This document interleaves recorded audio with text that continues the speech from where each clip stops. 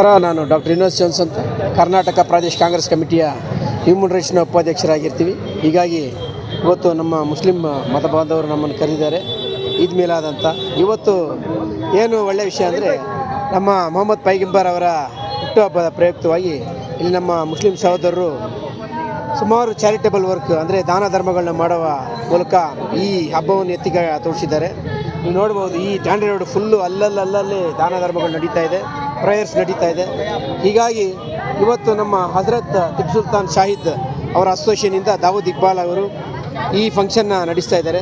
ಹೀಗಾಗಿ ನಮ್ಮ ಸೂಫಿ ಅಲಿಬಾ ಅಫ್ರೋಜ್ ಬಾಷಾ, ಆಮೇಲೆ ದಾವೂದ್ ಇಬ್ರಾಹಿಂ, ಮತ್ತು ಮೈನಾರಿಟಿ ಡಿಸ್ಟ್ರಿಕ್ಟ್ ಪ್ರೆಸಿಡೆಂಟು ಅಜ್ಮಾ ಖಾನಮ್ಮು, ಮತ್ತು ನಮ್ಮ ಕಲೀಮು, ಇನ್ನು ಸುಮಾರು ಜನ ನಮ್ಮ ಫ್ರೆಂಡ್ಸ್ ಬಂದಿದ್ದಾರೆ. ಹೀಗಾಗಿ ನಮ್ಮ ಕ್ರಿಶ್ಚಿಯನ್ ಸಲುವಾಗಿ ಏನು ಹೇಳೋಕ್ಕೆ ಇಷ್ಟಪಡ್ತೀನಿ ಅಂದರೆ, ಈ ದೇವರು ಎಲ್ಲರಿಗೂ ಚಿರಶಾಂತಿ, ಆರೋಗ್ಯ, ಐಶ್ವರ್ಯ, ಅಂತಸ್ತು ಕೊಟ್ಟು ಶಾಂತಿ ಸಮಾಧಾನದಿಂದ ಈ ಜನ ಬದುಕಲಿ ಅಂತ ಈ ಸಮಯದಲ್ಲಿ ನಾನು ಬೇಡ್ಕೊತೀನಿ. ಜೈ ಹಿಂದ್, ಜೈ ಕರ್ನಾಟಕ ಮಾತೆ.